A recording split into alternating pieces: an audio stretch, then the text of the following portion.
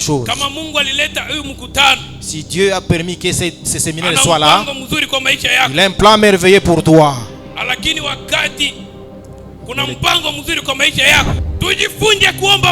Apprenons à prier Dieu. Apprenons à nous sacrifier pour Jésus. Le message d'aujourd'hui est pour toi. Je voudrais t'annoncer ceci. Si tu vas suivre correctement ces enseignements et que tu pratiques ça, si c'est chasser les démons, tu les chasseras. Cherchons Jésus-Christ. Cherchons Dieu avec courage. Et le temps que nous l'aurons, nous serons victorieux. Toi qui as la carte capable de recevoir $100,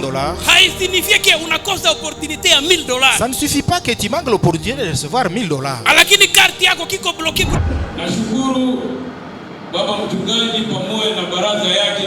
Je remercie les pasteurs ainsi que son consistoire qui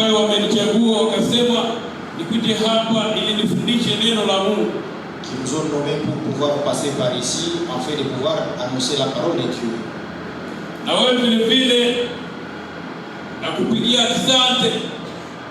ton tour, je te remercie aussi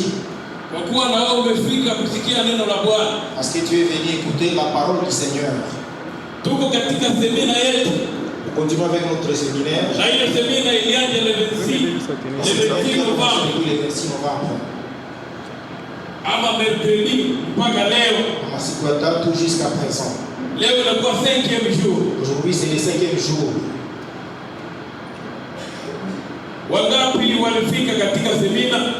Combien ont participé?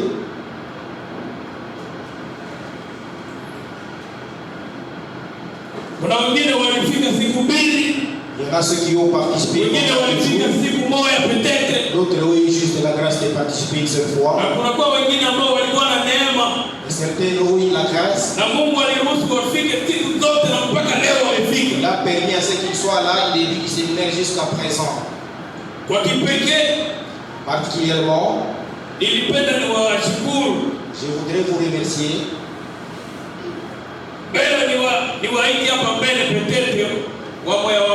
Afin que je l'invite certaines personnes parmi vous qui sont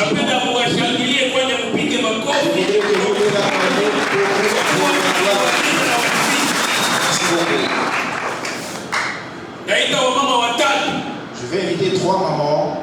Il faut s'avancer. Ceux qui savent qu'ils ne se sont pas absentés pour même pas une occasion. Est-ce qu'on peut acclamer pour ces mamans? Gloire au Seigneur. Il y a aussi 3 garçons, 3 jeunes. 3 jeunes. Ouais. 3 jeunes qui ont participé, qui ne se sont pas absentés à aucune occasion. Gloire au Seigneur.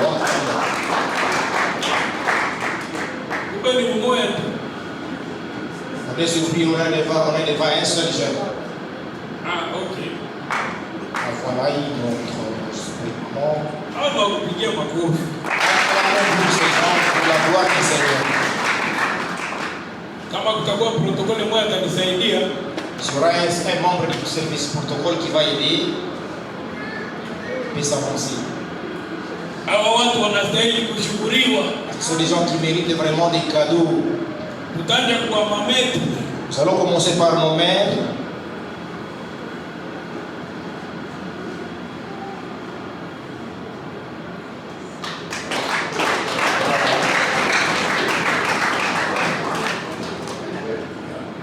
Un deuxième cadeau.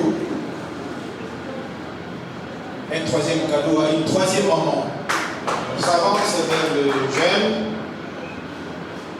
On s'avance vers les jeunes. Toujours pour la gloire du Seigneur. Les cadeaux du jeune garçon est là. Acclamons pour le Seigneur. Il nous reste un cadeau. Merci beaucoup. Gloire au Seigneur. Voilà. Il y en a un autre qui est aussi. Voilà. Merci. Nous invitons les pasteurs pour pouvoir prier en faveur de ces gens. Avant que les enseignements ne commencent. Tournez vers ci. Biblia haiyalandaka bongo. Kama nasema mtu akakuwa mwaminifu, Mungu akamubarikia. Ça c'est plus que cadeau. Tout cadeau yenye mtu anaweza recevoir hapo inamwaccompagner na bénédiction zingine. C'est pas comme à la magasin, à la boutique. C'est pas comme au marché, ça c'est plus supérieur vile tunaweza beba kule.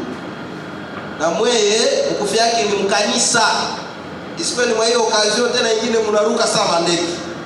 Mubakie mkanisa gumu mpaka na maiti yenu mtokake hapa. Kama haiko hapa, kama ni Kinshasa, kama ni wapi, na itoke kwa madhabahu. Tuombe. Seigneur, nous te recommandons ces personnes qui représentent la fidélité de Dieu parmi les gens. Walikuya baaminifu chaque jour. Walilipa matransport. Haina kusema walikosa vya kufanya. Biko na makazi yenyewe waliabandone, biko na maresponsabilité waliabandone. Walijipanga chaque jour bafiki. Ima cadeau ya accompagner na zingine bénédiction. Tunaomba famille zao zibénéficier, mais aussi maisha yao ya leo na kesho ione mauvertiri za mpya. Parce que unasema unalipa vitu vizuri.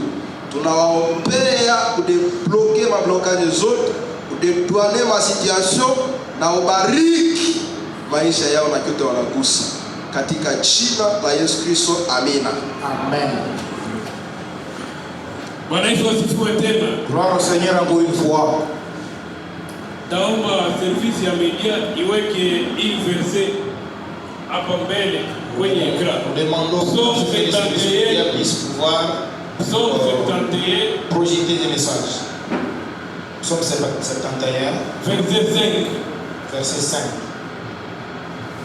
Zaburi 71, shairi ya 5. Na mzee Tira atakuwa iko natutafutia Jérémie chapitre 1 du 5e verset au 9e. Jérémie chapitre 1 au 5e verset.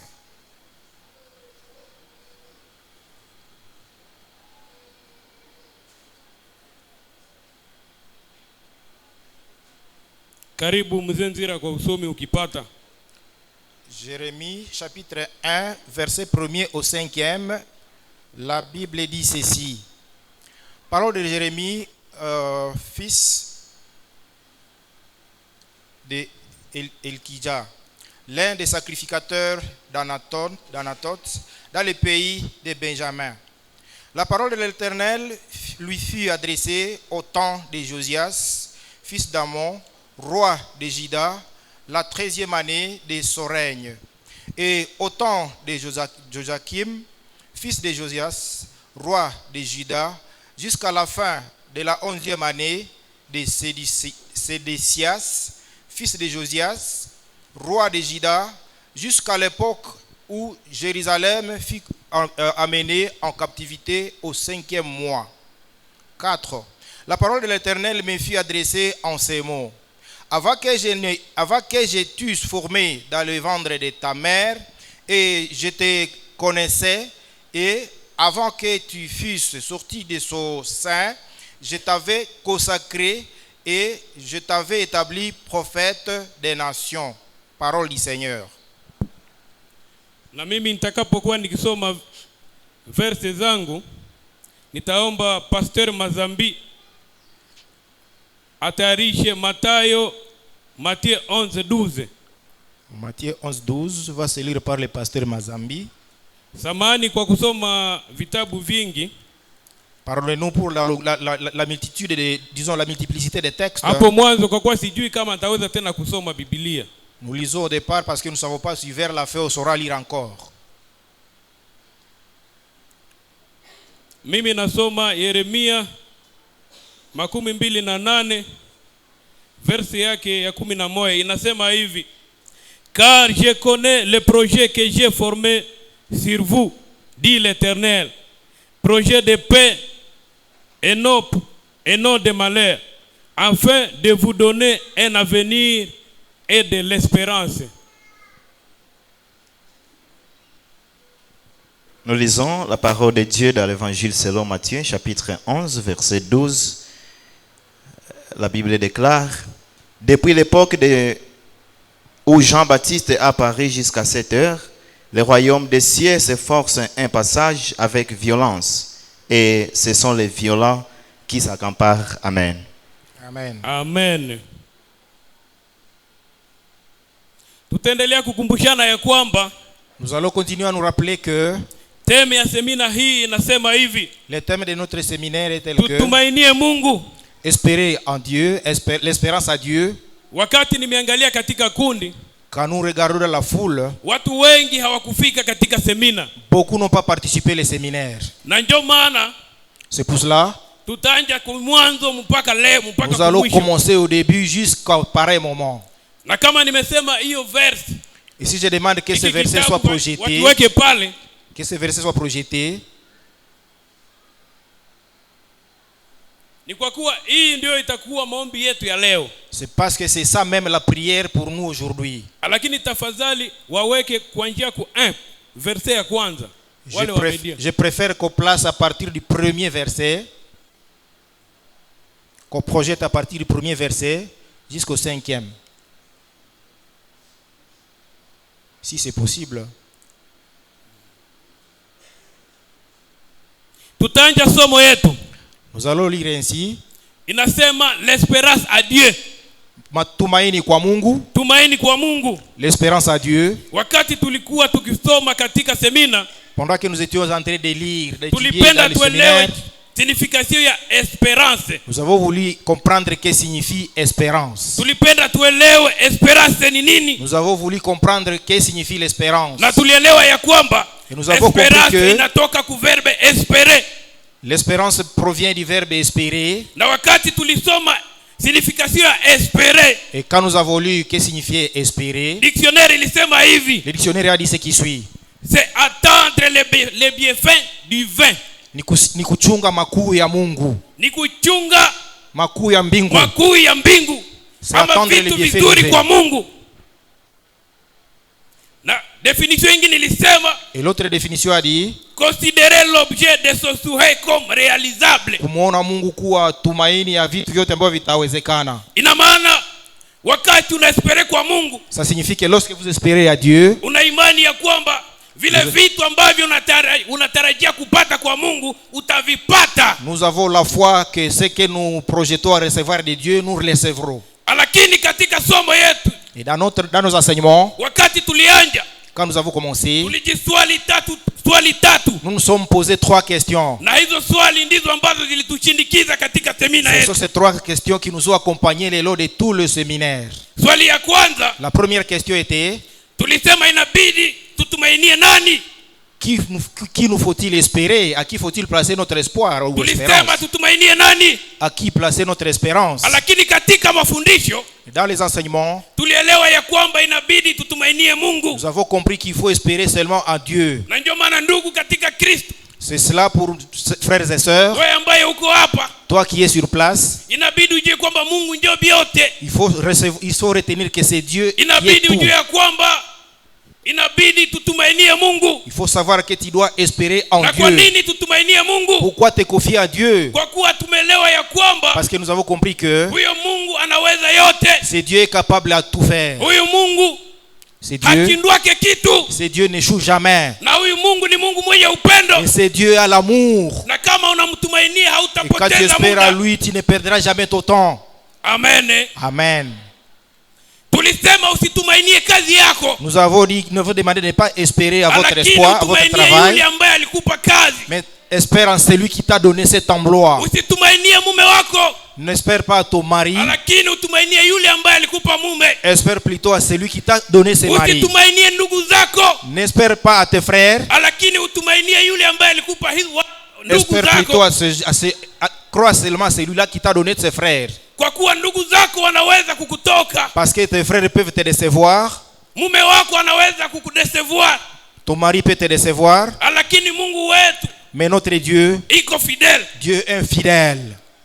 Tungemshangilia. Est-ce qu'on peut acclamer le Seigneur pour sa fidélité? Amen. Amen. Tukajiuliza swali ya pili. Nous nous sommes posé la deuxième question. Hii swali tukasema, cette question nous avons dit, wewe ni nani ili umtumainie Mungu? qui es-tu pour espérer en Dieu? Wewe ni nani ili umtumainie Kristo? Qui es-tu pour espérer en Jésus? Na pale tulisoma historia. Et là nous avons lu une histoire ya mwanamke mmoja alikuwa de la femme cananéenne. Ule mwanamke alikuwa na shida. Cette femme avait des difficultés. Alikuwa na shida kubwa. Elle avait vraiment des énormes difficultés. Shida, et ces difficultés ilimsukuma atafute Yesu Kristo. l'ont poussée à ce qu'elle puisse chercher Jésus-Christ. Biblia inasema alilia. La Bible dit que cette femme a pleuré. Et les gens étaient en train de la faire reculer, la retenir et la suivre Jésus. Les gens étaient en train de la repousser. Et Jésus a refusé également. Imaginez-vous chercher Jésus-Christ qui vient vous nier. Mais cette femme a pris du courage jusqu'à ce que Jésus l'a prononcé un mot. Il a dit, toi je ne peux pas t'aider. La nourriture de mes enfants, je ne peux pas nourrir ça aux chiens. Amen. Amen. Ça signifie que si tu n'es pas éligible de demander Jésus-Christ ou espérer en Christ, tu risques d'être considéré comme un chien un jour. Mais Dieu prouve la valeur de quelqu'un qui espère en lui. Jésus a prouvé la valeur de cette femme, des enfants. Jésus a prouvé la valeur de ses enfants. Il a prouvé la valeur de ses fils. Il les a honorés parce que ses enfants doivent manger dans un espoir, dans un espace vraiment propre. Toi, si tu es aussi fils de Jésus, tu vas prendre sa nourriture dans sa table. Il a montré que s'il t'a béni, il doit protéger tes bénédictions. Il va protéger tes bénédictions. Ce n'est pas tout le monde qui va bénéficier, non. C'est pour cela que Jésus-Christ avait refusé. Il a dit, toi femme, je ne donne pas ma nourriture, je ne te donne pas ma nourriture. Cette maman, elle a prouvé le contraire. Elle a cherché. Et jusqu'à ce que Jésus-Christ s'étonne.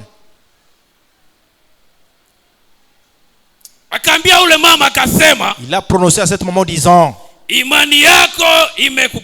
ta foi t'a guéri. Amen. Est-ce qu'on peut acclamer le Seigneur pour la guérison de cette femme, pour cette parole? Merci.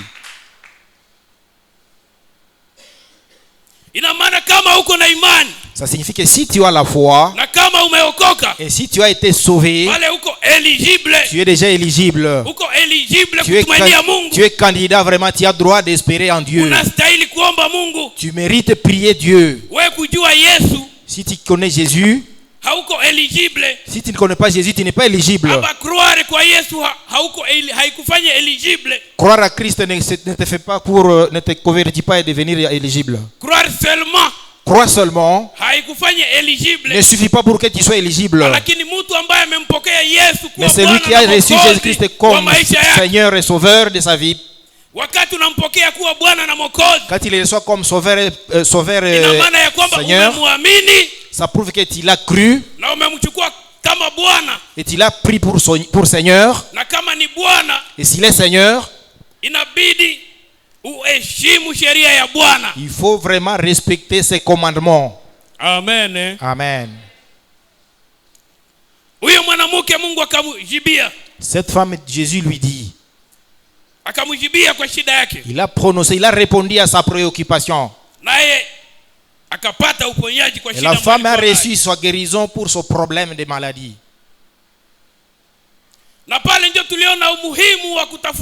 Et c'est là nous avons trouvé l'importance de chercher Jésus. La valeur du salut. Parce que quand tu es sauvé, tu es vraiment autorisé. Tu as le feu vert. Tu as le feu vert. On a d'espérer en Jésus-Christ. Et si vous avez suivi la lecture du pasteur Mazambi, Ça nous montre que il nous faut devenir comme cette maman. Parce que lorsque tu es sauvé, lorsque tu as le salut, il faut chercher le royaume des cieux. Alléluia. Amen. Jésus a prononcé ceci à ses disciples. Quand vous priez, prononcez ce qui suit. Que ton royaume vienne.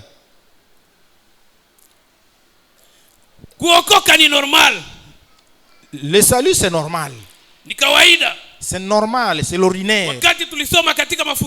Quand nous avons lu dans les enseignements, nous avons compris que tout le monde peut être sauvé.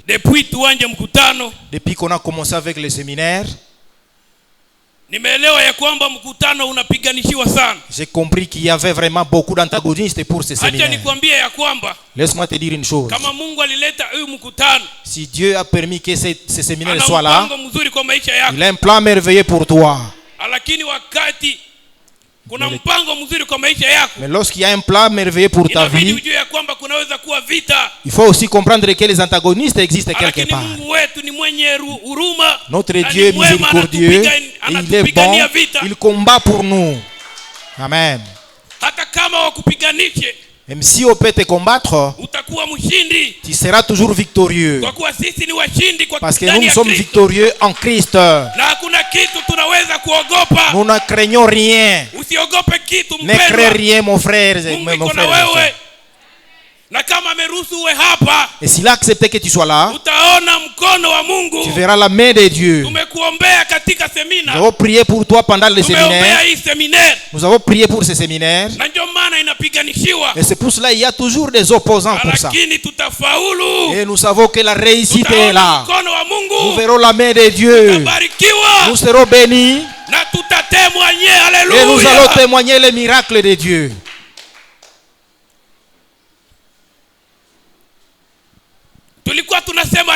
Nous disions ceci. Il faut que tu sois éligible. Nous avons compris que devenir éligible, c'est recevoir Jésus-Christ pour Seigneur et Sauveur de ta propre vie. Et nous avons dit, si tu as la foi, quand tu as la foi, tu es déjà éligible. Et rien ne va t'échapper, tu n'échoueras jamais. Mais nous avons continué. Nous avons dit, même si tu devenais éligible, même si tu es déjà sauvé, comme Christ l'a prononcé, il faut que le royaume de Dieu vienne. Il faut que nous vivions le royaume de Jésus ici sur terre. Parce que lorsque nous vivons le royaume de Dieu, nous allons accéder à des facilités. La vie sera facile. Amen. Amen. Et nous avons dit le royaume des cieux. Si nous avons suivi la lecture du pasteur, ça doit se chercher. La Bible nous demande de chercher d'abord le royaume de Dieu. Et si nous cherchons le royaume de Dieu, si nous recevons ce royaume, vous allez vivre de manière extraordinaire. Nous avons dit que ce royaume doit se chercher. Il faut chercher ce royaume. Et si nous cherchons à prononcer à ce que ce royaume soit cherché, nous avons été enseignés que on ne cherche pas le royaume des cieux étant assis. Tu ne chercheras jamais le royaume des cieux étant assis.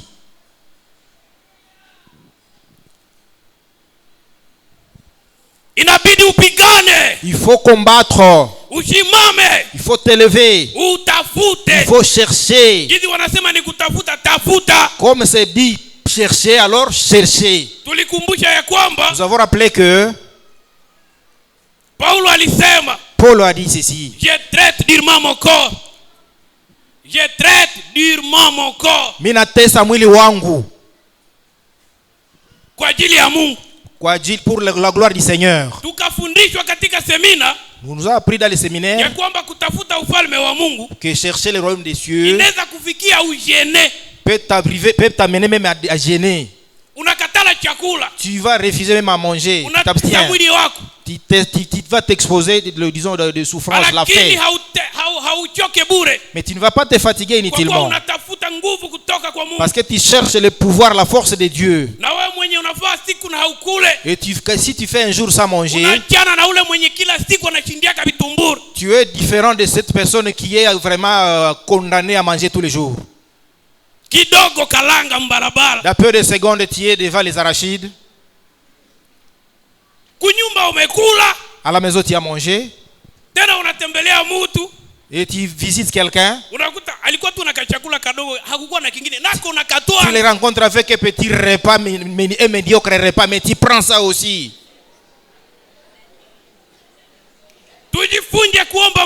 Apprenons à prier Dieu. Apprenons à nous sacrifier pour Jésus. Planifions des programmes de prière dans nos vies. Tu peux dire, je vais organiser une retraite pour chercher mon Dieu. Parce qu'il n'y a personne qui pourra gêner pour toi. C'est toi qui connais ton problème. Si c'est toi qui connais ton problème, c'est utile que tu te sacrifies toi-même. Et nous avons dit ceci. Lorsque tu cherches Jésus, tu cherches le royaume et le pouvoir, il faut chercher avec courage. Tu seras élevé spirituellement. Tu grandis spirituellement. Tu grandis spirituellement. Alléluia. Amen. On peut acclamer le Seigneur.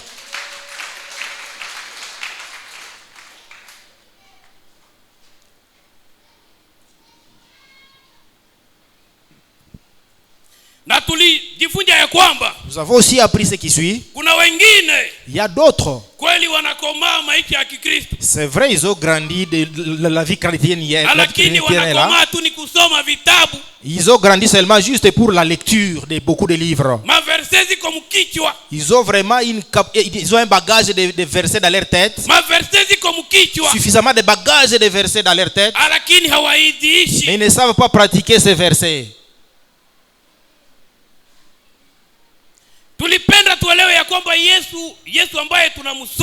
Nous avons voulu comprendre que Jésus que nous lisons, que nous étudions, Dieu que nous écoutons,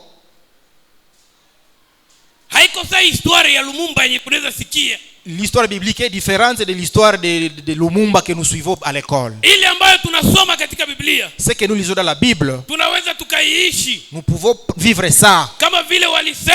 Comme il est écrit, nous qui sommes sauvés, nous allons chasser les démons. Il faut savoir que nous devons chasser les démons. Là, je parle à quelqu'un. Ne t'inquiète pas de ton voisin ici. Le message d'aujourd'hui est pour toi. Je voudrais t'annoncer ceci. Si tu vas suivre correctement ces enseignements et que tu pratiques ça, si c'est chasser les démons, tu les chasseras. Alléluia. Amen. Amen. Si c'est marcher avec les handicapés, tu les feras. Ce ne sera pas des histoires, non. La Bible dit ceci. Élie est un homme comme toi. Il était comme nous. C'est dans leur temps, mais ils ont vécu tout comme nous. Ils avaient du sang rouge tout comme nous. Dieu les a utilisés avec puissance, de sorte que les gens se sont étonnés même de ce qu'il faisait. Et je sais aujourd'hui que Dieu va t'utiliser. Et c'est pour cela que ces enseignements sont venus. Pour ceux-là qui te méprisent seront surpris. Ne sois pas un papa. Moindre mouvement d'une souris dans la maison, tout le monde fuit.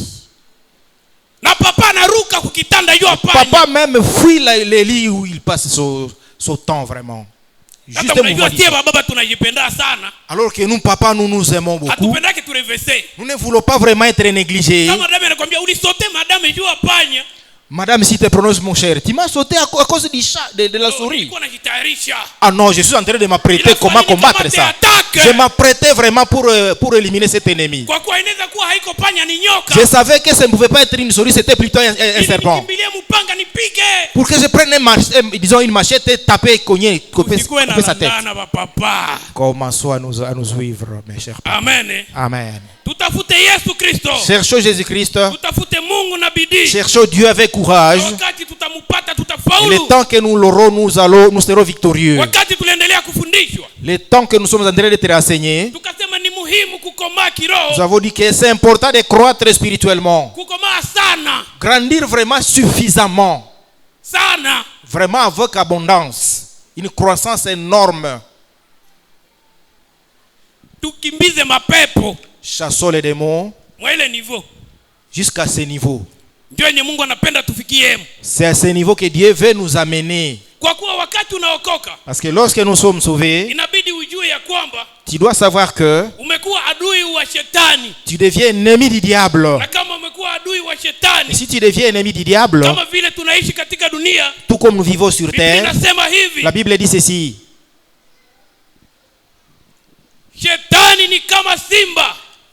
Le diable c'est comme un lion. C'est comme un lion qui rugit, chercher quelqu'un à avaler ou à rosser.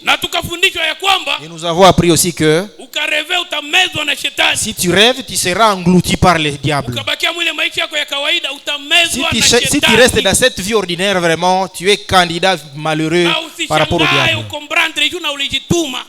Ne cherche pas à ne pas comprendre parce que c'est toi-même qui l'as souhaité ainsi. Tu ne t'es pas donné à Dieu. Nous avons donné certains exemples. Et quand nous avons analysé ces exemples, dans la Bible, même nous-mêmes, ça nous a surpris, ça nous a étonnés. Dans la Bible, nous avons lu l'histoire d'une maman qui a été vraiment menacée plusieurs fois par des démons. Je voudrais t'annoncer aujourd'hui que tu n'es pas différent de cette maman. Tu n'es pas différent de cette maman qui s'est menacée par les démons. Toi-même, les démons peuvent te prendre et te faire marcher à quatre pattes. Cette maman,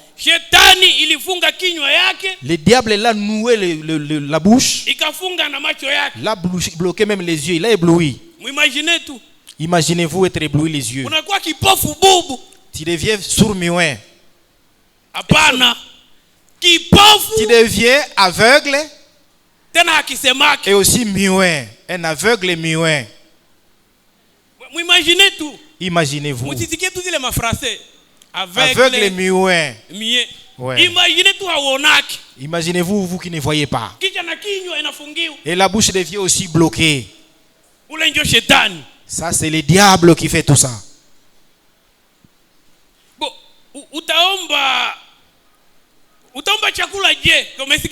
Comment vas-tu passer une demande lorsque tu es affamé?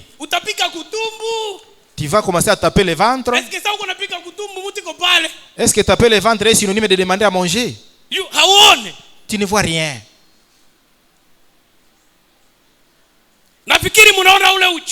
J'espère que vous vous imaginez cette amertume.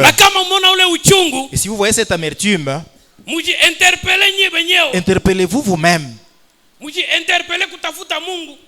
Interpellez-vous vous-même, cherchez Dieu. Parce qu'en Dieu il y a la joie. Et je demande de pouvoir croître spirituellement pour ne pas arriver à la souffrance ou à cette amertume.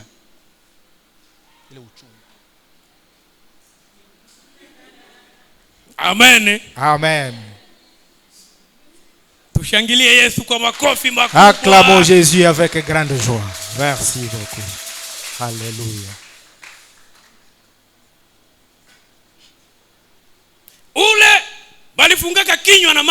Celui-là, on a fermé les yeux et la bouche. Mais actuellement, il y a certaines personnes qui reçoivent des masques de vieillesse. Juste aimer consommer les Thompson. Ne pas prier. Tu vois une jolie fille. Vraiment, elle a un sourire joli, attrayant. Mais celui qui veut la prendre en mariage trouve que c'est une vieille fille, une vieille femme. Elle a vieilli. Une jeune fille de 15 ans, masque de vieillesse de 60 ans.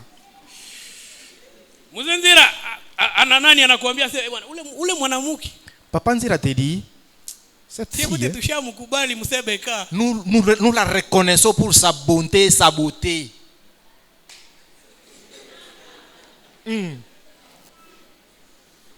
Uzuri na anajua français. Sa bonté et sa beauté. Ouais. La prononciation. Amen. Amen. Ni vitu vimeachana. So deux aspects différents.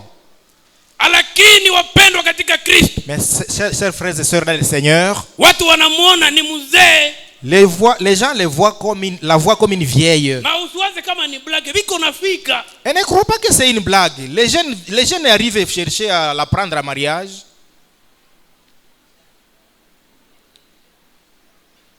Mtumishi wa Mungu mmoja, un serviteur de Dieu quelque part, katika kanisa lake, dans une église, Mungu anafunulia watu ya kwamba Dieu le révèle disant, mkuple moya, dans un couple, shetani akatupa ugonjwa kwa bwana. Le diable a imposé la maladie au mari.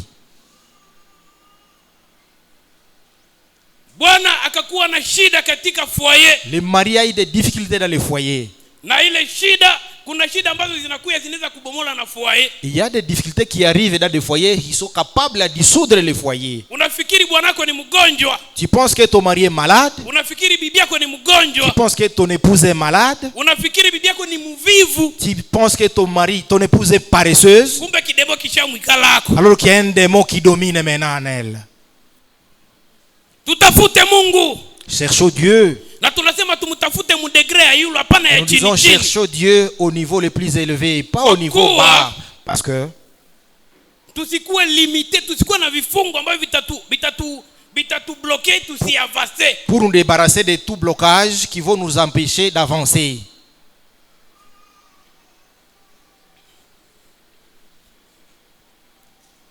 Nyebote muko kwa Airtel Money.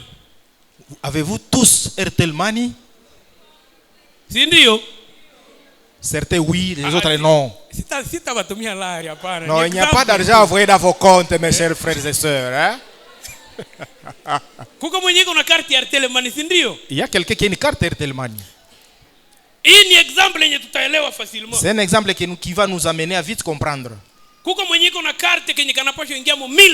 y a quelqu'un qui a une carte avec capacité de recevoir $1000. Il y a quelqu'un d'autre qui a la possibilité de recevoir juste $100.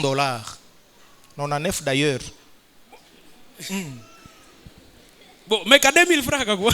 Il y a aussi pour 2000 francs peut-être. Apparemment ça n'existait pas. Mais alors, toi qui as la carte capable de recevoir $100, ça ne suffit pas que tu manques l'opportunité de recevoir $1000. Mais ta carte est déjà juste limitée à ces $100. Limitée, unaishia paka pale pa $100. Et ce sont ce genre de blocages qu'on nous impose. Il y a une bénédiction supérieure à ces $100. Mais tu es bloqué à cause de cette carte avec sa faible capacité. Tu peux trouver une opération qui va vous amener à $1000. Mais pour t'amener ces $1000 là, la carte, comme tu es lié, tu es possédé. Et c'est comme ça les gens sont possédés, liés dans l'église. Dans ce monde. Parce qu'ils ne cherchent pas Dieu. Ils vivent une vie qu'ils prennent pour normale. Kumbe haiko ndio maisha yake. Alors que ce n'est pas ça sa vraie vie.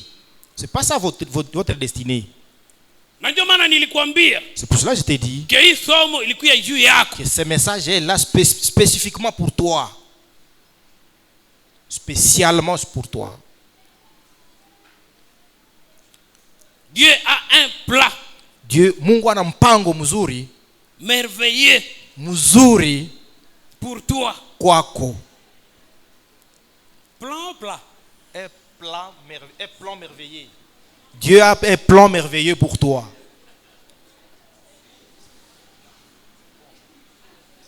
Kuko plan sahani. Non, ça c'est le plan comme le plan des charpentiers. Les plans dont je vais vous parler, c'est les plans comme les plans des charpentiers, des constructeurs. Donc, c'est le vieux du village. Un meilleur plan. Lui, c'est le vieux du village. Ouais. Amen. Amen. Hiyo ilikuwa umuhimu wa kukomaa kiroho. C'est ça l'importance de croître spirituellement. Na umuhimu wa kukomaa sana vizuri. Et disons l'importance de croître correctement. Pas grandir avec excès de versets bibliques dans la tête. Tuishi zile maversets. Cherchons plutôt à vivre ces versets. Kama verset nasema usifanye dhambi. Si le verset te demande de ne pas pécher, usifanye dhambi. Évite les péchés. Kama verset nasema usifanye dhambi, usifanye. Si le verset te demande de ne pas faire les péchés, évite les péchés, ne les fais pas. Hatuwezi kuwa parfait sa Yesu ndio. On ne saura pas être parfait comme Jésus, oui. Lakini mais tuko natafuta perfection. Cherchons toujours la perfection, s'il vous plaît. Hapa katika dunia. Sur ce monde.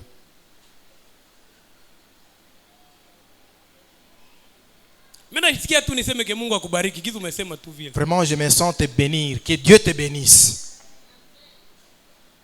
Ni vitu vyenye sikupanga. Ce sont des histoires que je n'ai pas planifiées.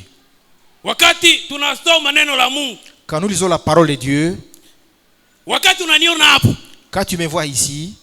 Kama tunasukumana na wewe Mkenya na tuko nasukuma makarto. Si vous vous bousculez, si vous vous retrouvez à la Kenya en train de bousculer, de pousser des cartons. Usinione wa vile tena. Ne les voyez pas à la dimension de ces commerçants à la Kenya. Hapa niko mwingine. Ici c'est vraiment un serviteur de Dieu, pas les commerçants de la Kenya. Alléluia. Kitu kenye sikupanga. Ce que je n'ai pas planifié. Kama Yesu anakileta kwangu. Si Jésus peut amener ça à moi. Que le Saint-Esprit vienne me le souffler. Usicheze nacho. Ne joue pas avec ça. Tushangilie Yesu kwa makofi. Acclamons le Seigneur avec des acclamations. Alléluia. Tukaendelea kusoma. Nous avons continué à lire. Tukasema. Nous avons dit. Wakati umeokolewa. Lorsque tu es sauvé. Wakati unamtafuta Mungu. Quand tu cherches Jésus. Unasoma Biblia. Tu lis la Bible. Unaishi Biblia. Tu vis la Bible, la parole. Unaishi neno. Tu vis la parole. Unaishi nguvu za Mungu. Tu vas vivre le pouvoir de Dieu. Mungu anazungumza na wewe. Tu arrives au moment où Dieu lui-même commence à te parler, commence à dialoguer avec Dieu. Anasemaka. Le dit souvent. Anasemaka. Anajibwaka. Alléluia. Alléluia. Upande niveau. Monter de niveau. Mpaka wajesikia sauti ya Mungu. Écoutez la voix de Dieu. Tulifundisha ya kwamba. Nous avons enseigné aussi que. Yesu anasemaka. Jésus parle. Mungu anasemaka. Dieu parle. Na kama unapanda niveau. Et si tu montes de niveau. Unaweza sikia anakuambia bwana die Mkenya. Tu vas sur une voie selon laquelle l'invitation de Jésus qui te dit va à la Kenya. Anakuambia tu. Il te le dit. Unaangalia nyuma na mbele hakuna mtu. Tu regardes à gauche à droite, tu ne vois personne. Mais tu as écouté une voix. Na sisi tulikuwa kana douter mais tushakaelewa. Nous étions ici de cette catégorie mais nous avons compris. Tushakaelewa. Nous avons compris. Na kama unaomba sana, et si tu pries beaucoup, anaweza kuzungumzia hata katika ndoto. Il peut te prier, il peut te parler même au travers les rêves. Bon, je me souviens. Je me rappelle nakumbuka. Siku moja nilikuwa Kindu. Un jour j'étais à Kindu. Maniema. Kindu Maniema, dans une province. Nikalota mtu ananipatia verre. J'ai rêvé quelqu'un me remettre un verre. Un verre d'eau. Hapana ya chupa. Un verre d'eau, Hapana ya pombe. pas l'alcool, peut-être comme quelqu'un pouvait s'imaginer. Verre. Un verre. Wakati nilikunya Quand j'ai bu, kule katika ndoto, dans les rêves toujours, hein, nikasikia mshingo kikitu kia mubaya. j'ai senti vraiment les coups séchés. Nikatema. J'ai craché. Bon, nikasikia lakini katone kanashuka huku mshingo kana. J'ai attendu quand même quelque chose descendre jusqu'à la gorge. Wakati nilitema, quand j'ai craché, mule mundoto, dans les rêves toujours, nikaona vile ambavyo nimetema vimegeuka. Bon, je me souviens pas bien. Siwe kama iligeuka ina ni crapaud. Chura. Kama ilikuwa crapaud, kama ilikuwa lézard. Quand il a rêvé, dans les rêves, quand il a craché, il a constaté quelque chose comme un reptile quelque part. Minatema kitu kinageuka crapaud. Il a craché quelque chose qui est devenu crapaud là. Vous imaginez tout. Est-ce qu'il a un message? Imaginez-vous, est-ce que ça, ce n'est pas un message? Est-ce qu'il y a un message? C'est pas un message par hasard? Automatiquement pale Mungu ananiambia aseme fanya ange na huyu mtu. Quelque part Dieu lui prépare, lui prévient. Alikuwa mtu mwenye nilikuwa najua bien. Comme la personne qui a remis les verres était identifiée dans son répertoire. Et finalement, et à la fin, avant qu'il ne quitte le Kindu, il y a quelque chose qui s'est révélé et il s'est étonné. Mungu anasemaka. Dieu parle.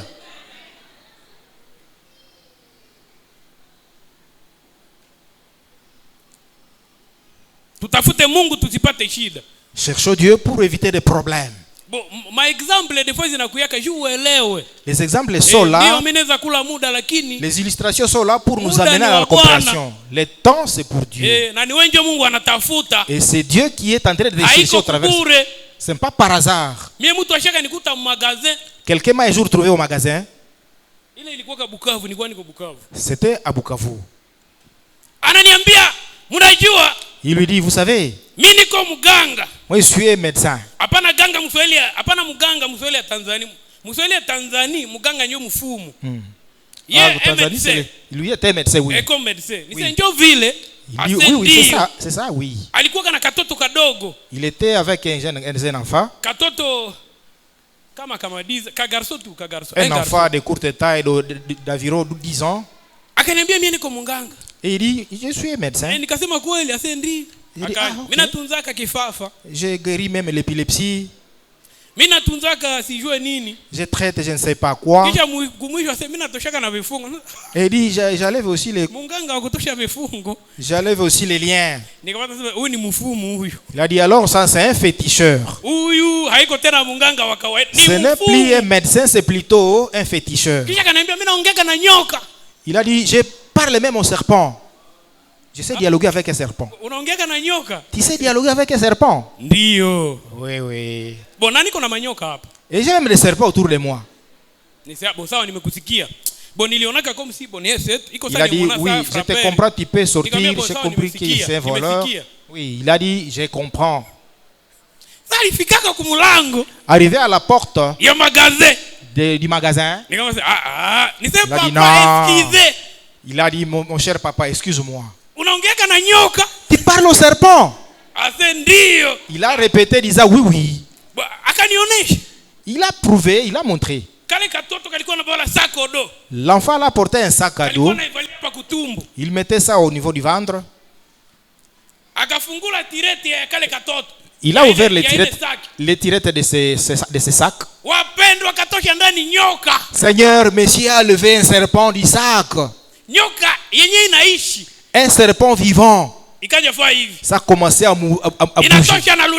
Le serpent a commencé à sortir même la langue. Je me suis dit non, je comprends mon cher frère. Avancez avec votre serpent. Ah, je comprends vraiment, tu as du pouvoir. Oui, j'ai compris, j'ai constaté. Remettez s'il te plaît dans votre sac.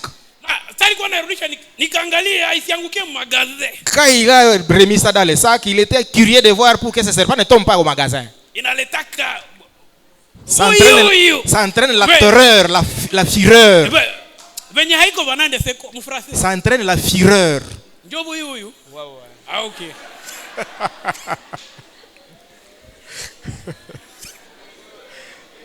C'est la crainte, la fureur.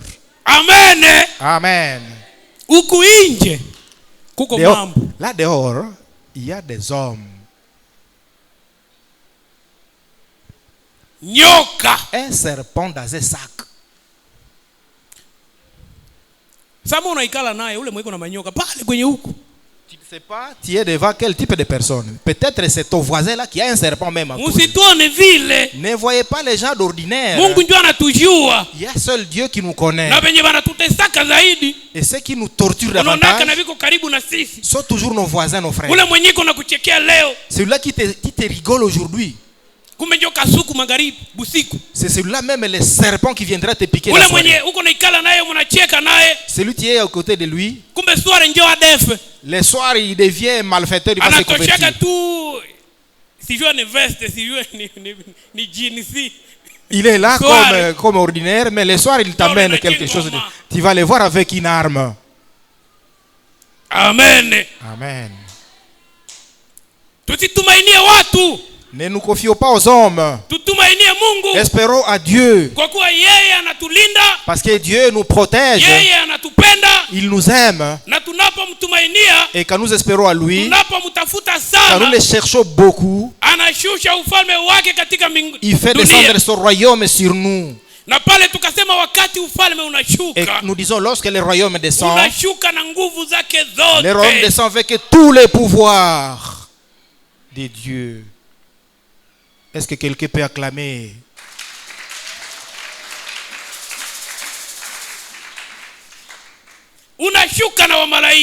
Descends avec les anges. Tu as déjà des anges autour de toi comme garde des corps. Tu descends vraiment avec éclat, avec la gloire.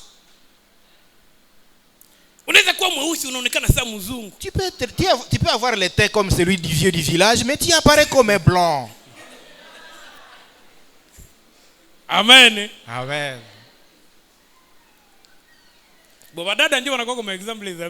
Avec les sœurs, nous avons beaucoup d'illustrations. Est-ce que vous pensez que tout ce monde qui se marie sont... Là, chez nous, vers machine, comprenez ceci.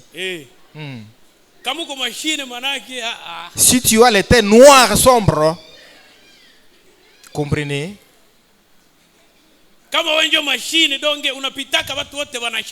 Si tu t'appelles Tchéou, si tout le monde va te voir et commencer à s'étonner.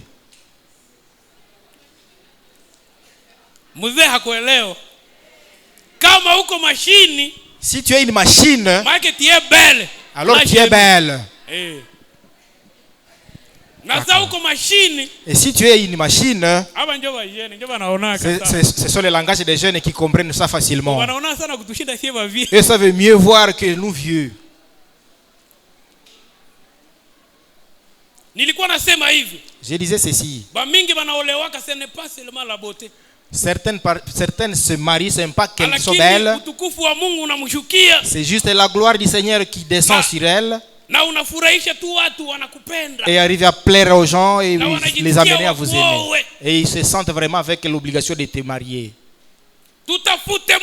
Cherche Dieu. Ce n'est pas l'excès de connaissances qui fait de l'homme devenir riche. Sinon les enseignants seraient devenus des milliardaires. Ce sont eux qui nous amènent, qui nous annoncent tout, qui nous enseignent tout. C'est vrai, non? Ils enseignent X, Y. Ça va donner Z ou $. Il y a des professeurs qui souffrent. Et on se pose des questions. Comment? Lui aussi souffrait, pourtant c'est lui qui nous a enseigné l'économie.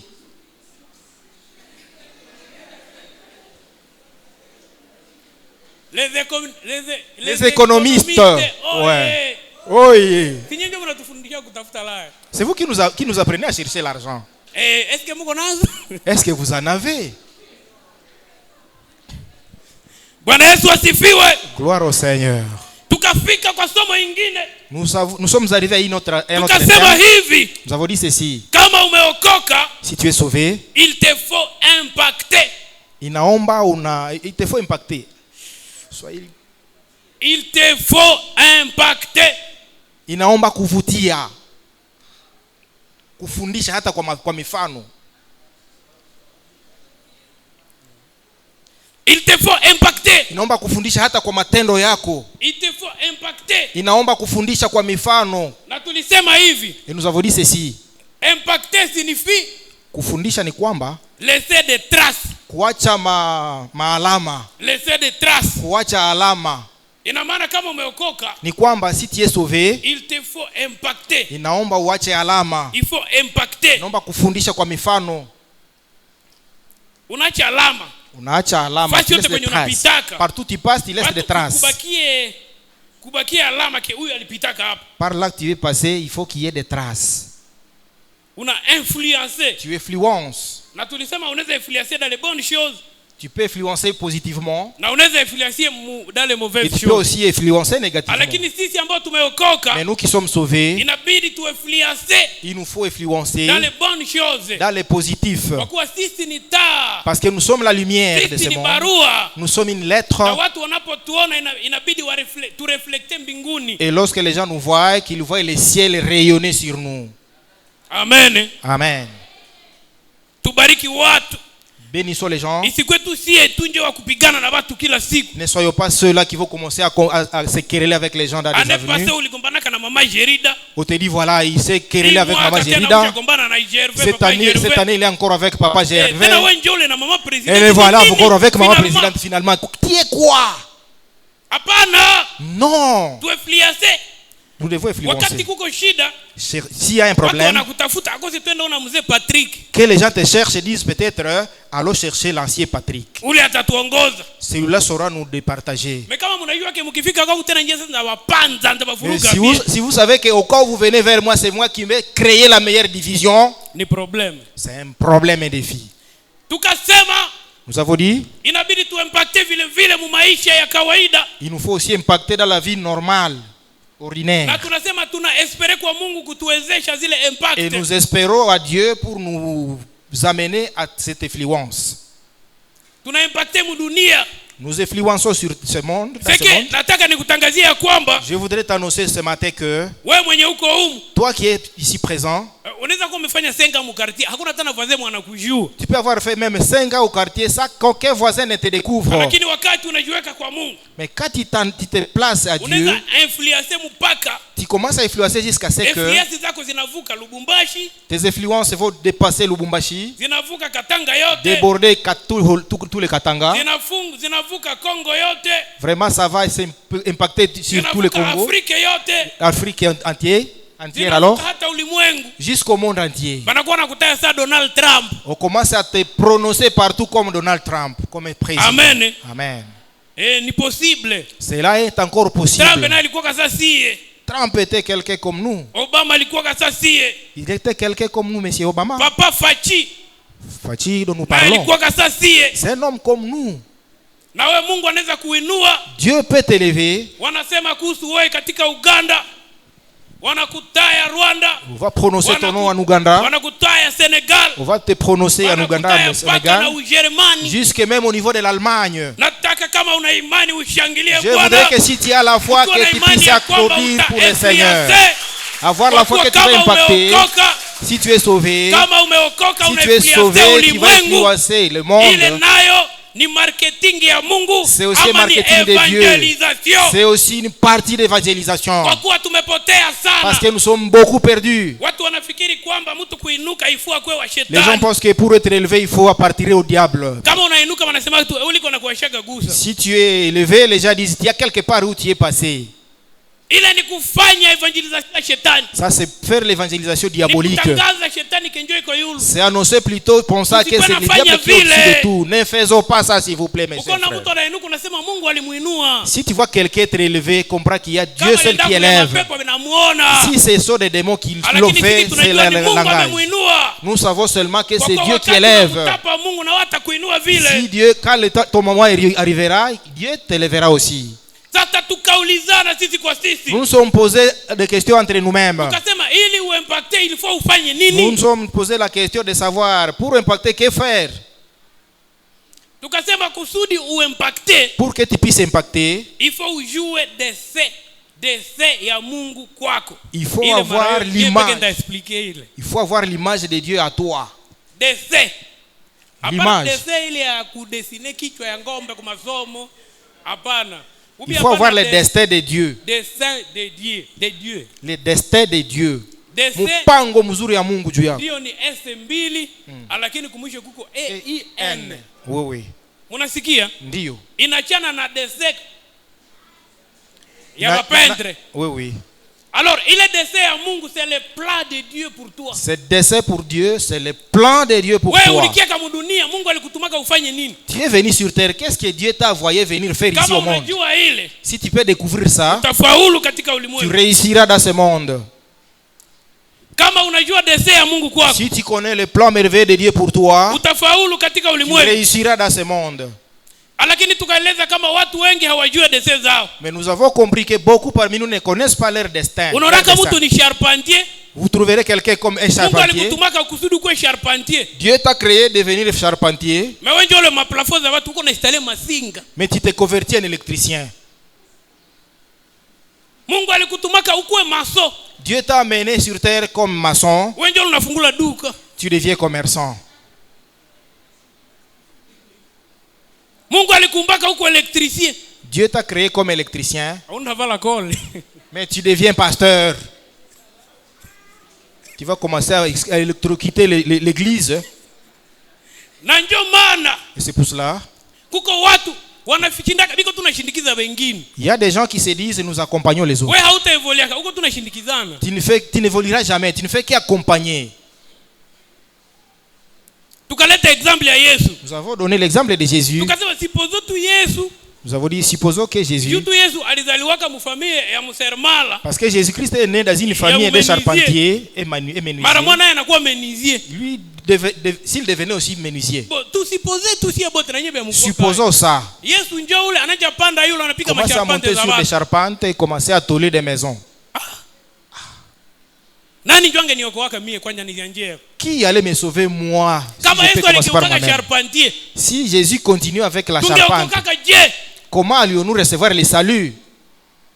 Kama Yesu aligeukaka électricien. Si Jésus se convertissait en électricien, tungeokokaka namuna gani? Comment allons-nous recevoir le salut? Kama Yesu aligeukaka commerçant. S'il devenait commerçant, il commence à faire des voyages commerciaux. Comment allions-nous recevoir le salut? Nous proviendrons notre salut. Nous avions aussi dit, quand tu deviens béni, tu dois savoir que tu deviens bénédiction à beaucoup de monde. Si tu deviens béni, alors au travers de toi, beaucoup de monde seront bénis. C'est pour cela, si Jésus avait dévié sa mission, personne ne serait sauvé. Malheureusement, même parmi vous, il y a ceux-là qui font souffrir les gens. Vous faites des histoires qui ne vous ont pas demandé de faire. Vous torturez vos épouses dans des maisons. Ils manquent à manger. Ils mangent même les médicaments. Parce que tu es arrivé à dévier ta mission. Dans cette assemblée, Jésus a amené ça pour que tu sois retrouvé. Quel que soit ton âge. Peu importe ton âge. Nous avons dit qu'il n'y avait pas d'état limite pour se retrouver. Nous sommes déjà annoncé que la fin de l'année n'est pas la fin du monde. Nous sommes à la fin de l'année, mais pas la fin du monde. C'est que même aujourd'hui tu peux commencer. Tu peux commencer aujourd'hui et tu vas impacter le monde. Tu peux commencer aujourd'hui même, mais le monde va trembler devant toi. Acclamons le Seigneur. Nous sommes posés beaucoup de questions disant, que faire pour découvrir notre mission sur terre? Nous avons dit, la première des choses, il faut avoir l'inspiration de Dieu. Dieu peut te révéler que tu deviendras chauffeur. Si tu dis que tu deviendras chauffeur, si tu deviens chauffeur, tu vas étonner le monde entier. Nous avons donné l'exemple de Mulikap. Mulikap c'est taximène. Amen. Amen. C'est un taximène qui travaille de manière privée. Mulikap, société Mulikap ina impacté mu pays C'est pour cela que vous voyez que la société Mulikap impacte le travail. Mais c'était taximen. Alors que c'est un taximan. Mungu amemuinua. Mais Dieu l'a élevé. Yeye anauza vibisi vinene vinene Il a payé des gros bus. Anakamata taxi ya bisi ya kwenda Kolwezi. Il prend la première occasion des véhicules pour Kolwezi. Il prend un autre pour l'autre destination. Jua muda nafikiri ile exemple mumeelewa. Par rapport au temps, j'espère que cet exemple est debout pour convaincre tout le monde. Na tukasema Mungu anaweza kurevele namuna gani? Nous avons posé la question, comment Dieu va-t-il nous révéler? Condition ya kwanza. Première condition. Uelewe hizi somo zenye tuko na fundisha. Comprenez d'abord ces enseignements actuels. Utafute Mungu. Cherchez Dieu. Umutafute sana. Cherchez-le beaucoup. Ufalme wake sana. Cherchez beaucoup son royaume. Jusqu'à comprendre qu'est-ce qu'il dit dans son royaume. Kama unapenda ufaulu. Si tu veux réussir. Anaweza kuambia anakuambia sasa wewe utakuwa hivi. Il peut te le dire aujourd'hui disant tu deviendras ceci. Yeye peke anakuambia lui-même te parle. Lui peut te parler même à travers les rêves. Tulisema que anaweza tuma envoyé, anatuma envoyé spécial comme un ange. Il peut t'envoyer un ange, un envoyé spécial. Anaweza tuma malaika sawa vile katika Biblia. Il peut t'envoyer un ange comme dans la Bible. Par rapport à Samson, il y avait un ange qui était venu, qui est venu l'annoncer. Ce qu'il fera dans sa vie. Samson est né quand sa mission était déjà définie par l'Éternel. Nous avons dit que Dieu peut envoyer un ange. Il peut te parler lui-même.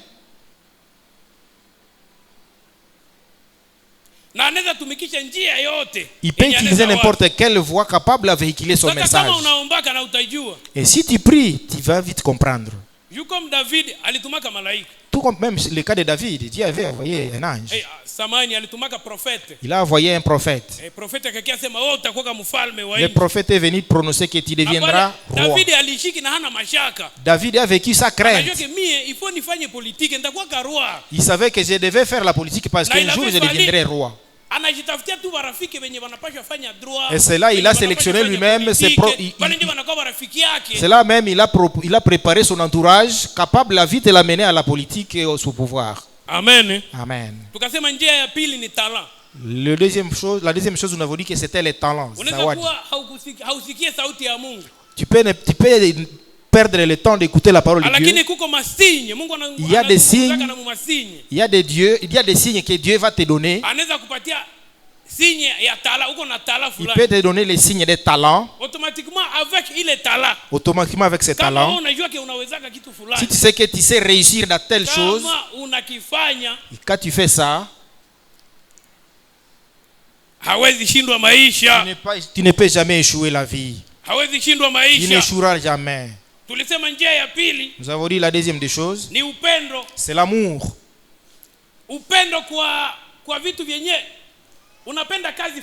C'est l'amour pour un certain domaine. Tu te sens vraiment intéressé par ce domaine. Parce que tu as envié une personne de ce domaine. Mais tu te sens intéressé par ce domaine de soudeur. Fais la soudure. Pourquoi? Puisque banasemaka ke mtu anatumikaka kazi mzuri kitu kenye unapenda. Parce qu'il se dit d'habitude que ce que tu peux mieux faire, c'est ce que toi-même tu aimes. Usifanye kitu kenye utakuwa nasikia kwanja haya. Ne fais pas quelque chose comme si tu étais poussé. Quand on te rencontre en train de travailler, tu as honte. Mtu akishapita unafikia mu comptoir. Quand quelqu'un arrive, tu commences à te cacher des craintes qu'il ne te voit comme capitaine vendeur. Parce qu'à route, tu apparais toujours avec des vestes comme un député. Et nous avons donné l'exemple de Caïn et d'Abel. Dieu a créé le monde, il a donné Adam et Caïn. Et tout ce que nous faisons dans la vie, le monde en a besoin. C'est pour cela que chacun a son domaine. Tout le monde ne va pas devenir médecin. Tout le monde ne deviendra jamais médecin. Tout le monde ne deviendra jamais cultivateur. Il a défini les domaines. Caïn, tu deviendras cultivateur des champs. Abel, tu deviendras berger. Abel, tu deviendras berger. Et il est devenu berger. Caïn ne s'était même pas lamenté. Pourquoi moi je deviens cultivateur? Il a aimé ça parce que c'était ça son domaine. Il n'a pas eu de complexe pour ça. Il a compris qu'il doit avoir la fierté de cultiver les champs. hajisikie complexé kuchunga kondoo. Et Abel ne s'est pas gêné aussi pour Quel que soit mamambi za mangombe, peu importe les histoires liées au il était prêt à tout nettoyer, à balayer. Mais toi, si ce n'est pas ton domaine, tu vas vraiment te gêner. Amen. Amen. La troisième des choses, ces chemins nous amènent, nous aident. Ça aide à tout et chacun pour la réussite de la vie. Dieu peut t'inspirer. J'ai même défini certaines voies. Il peut avoir des prophètes, des anges, soit par inspiration ou par inspiration. Même l'état émotionnel de ta propre vie. Si tu aimes quelque chose, si c'est un don, si tu fais ça, tu réussis. La prière aussi, n'oubliez pas. Nous avons dit, si tu retiens tout ça, si tu peux réunir tous ces éléments, tu as besoin d'une préparation. Quand tu sais que tu es mécanicien, cherche les mécaniciens, va faire la mécanique, va étudier la mécanique. C'est ça, préparer la vie. Nous avons donné l'exemple de Jésus. Il est Jésus, il est venu sauver le monde.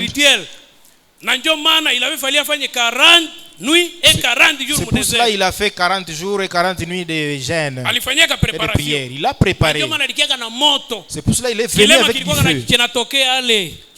Tout ce qu'il prononce pouvait casser toutes les décisions du diable. Amen. Amen. Après préparation,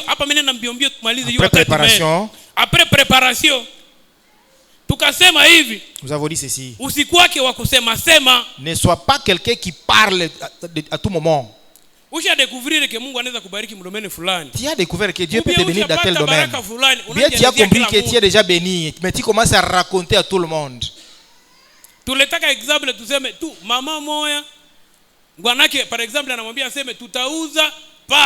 avons donné l'exemple d'une famille où le papa prononçait à son épouse qu'on va payer une parcelle.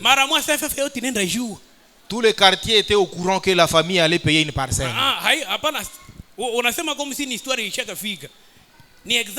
C'est juste un exemple.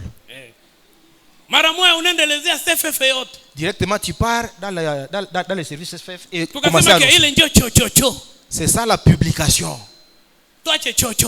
Éviter les publications. Juste pour une moindre promesse, tu commences à te publier. Je vais devenir Durkabe de Papa Patrick. Ok, de Papa Patrick. Ouais.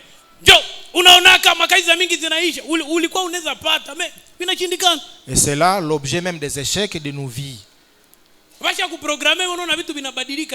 On t'a proclamé, mais les histoires changent au bout de secondes. Les publications inutiles. Tu as une mission, tu as compris, prie l'Éternel. Parce que c'est Dieu qui connaît les débuts de ce travail. Et s'il connaît les moments, si tu deviens quelqu'un qui va faire la propagande, ça t'engage. Si tu n'as pas la grâce, il y a risque de perdre les bénédictions. Nous allons nous rappeler maintenant. Nous avons dit que quelqu'un était en train de publier des histoires au ciel. C'était Joseph. Dieu l'a révélé, disant tu seras plus grand que tout ce monde et tu vas dominer. Il a révélé sa vie au futur. Il est devenu publicateur. Et on a organisé une mission contre lui. On a éliminé une mission contre lui. Ça c'est le diable comme lion. Pour qu'il détruise tout le plan. Il avait la grâce et Dieu l'a protégé. C'est pour cela qu'il faut chercher Dieu. Il est écrit, nos ennemis proviendront d'une seule voie, mais seront éparpillés de cette voie. Ils vont nous combattre, mais ils ne nous abattront jamais. Nous avons fini disant, quand tu as compris, tu as découvert la mission que Dieu t'a donnée sur terre. Mais à pratique. Pratique seulement. Mais à pratique. enda kwa matendo. Anja kazi. Commence à travailler. Lakini bila kusahau, mais sans oublier, ya kwamba Mungu anakupatia ka favor unaweza anja. Que Dieu te donne l'occasion de commencer, l'opportunité. Zile ma préparation ushazipita. Les préparations, tu as tout fini. Ushapita ma préparation vile vitu ushavifanya. Tu as fini avec la préparation, tu es vraiment au bout. Unaanja. Tu démarres. Na wakati utaanja. Et quand tu démarres, na kutangazia ya kwamba utafaulu. Je t'annonce que tu vas réussir. Na kuanozia kwamba utafaulu. Je t'annonce que tu réussiras. Kama unatenda hii ufunuo wa Mungu utafaulu. Si tu veux la révélation de Dieu, tu réussiras. Shida nye uko nayo. Peu importe les difficultés que tu traverses. Mungu ameleta hii mkutano ili ufaulu. Dieu a amené ce programme pour que tu réussisses. Mungu anataka ufaulu. Dieu veut que tu réussisses. Mungu anataka ufaulu. Dieu veut que tu réussisses. Mungu hajisikie mzuri kukuona huko nateseka. Dieu n'est pas aussi fier de te voir souffrir. Difficile. Tu traverses une vie compliquée. Ndio maana ametayarisha hii somo. C'est pour cela il a préparé ses enseignements. Ndio mwisho. Et alors c'est ça la fin. Malheureusement ile verset washaitosha pale. Curieusement ce verset on a retiré. Tunataka omba. Nous voulons prier. Psaume 71:1. Psaume 71:1. Muweke pale kila mtu aombe. Projetons encore une fois de nouveau s'il vous plaît. Tunataka omba. Nous allons prier. Mungu atusaidie. Pour que Dieu nous vienne en aide. Atufungue. Qu'il nous livre, qu'il nous libère. Atufunulie nini tulikia kafanya. Qu'il nous révèle pourquoi il nous a amenés sur terre. Ili tufanyikiwe. Pour que nous réussissions. Ili tubarikiwe. Pour que nous soyons bénis. Tutashimama. Nous allons nous lever chez l'assemblée. Karibu kwaya. Bienvenue cher chorale. Ni kuishi nione makuu yako. Mtutilie ile nyimbo. Nione makuu yako.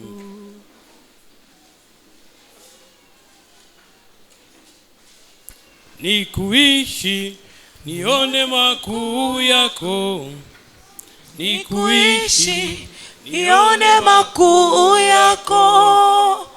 Ni kuishi nione makuu yako. Ni kuishi nione makuu yako.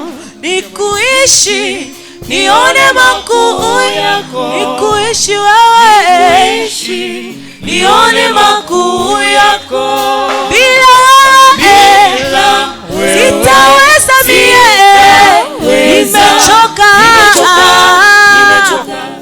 Katika jina la Yesu Kristo ninashimama mbele yako, Mungu wa miungu, mfalme wa wafalme, nikiombea taifa lako. Ni wewe pekee unawajua kila mtu kwa jina lake. Kama vile umeruhusu wafike hapa, kama vile umewaleta, naweka kila mmoja mikononi mwako. Naomba Mungu musaidie, umfunulie nini alikuja fanya katika dunia. Umusaidie awe na upendo wa kukutafuta, akupende Mungu, akutafute Mungu, akuishi, aishi nguvu zako Jehova, na umukinge kwa shida zote ambazo anaweza pata katika jina la Yesu, katika jina la Yesu Kristo, katika jina la Yesu Kristo. Wawezeshe wapa tumaini kwako, waelewe ya kwamba ni wewe ndio vyote, ni wewe ndio vyote. Hakuna cheo unashindwaka, hakuna cheo unashindwaka mfalme. Katika jina la Yesu Kristo, ndio maana tunakushangilia Jehova, tunakushangilia Jehova kwa kuwa umetenda, sitaweza. Nimechoka, nimechoka, nimechoka. Alléluia. Tukae tusome Malachi. En réponse au message, nous vous présentons l'évangéliste Malachi à chapitre 3 comme continuité de prière.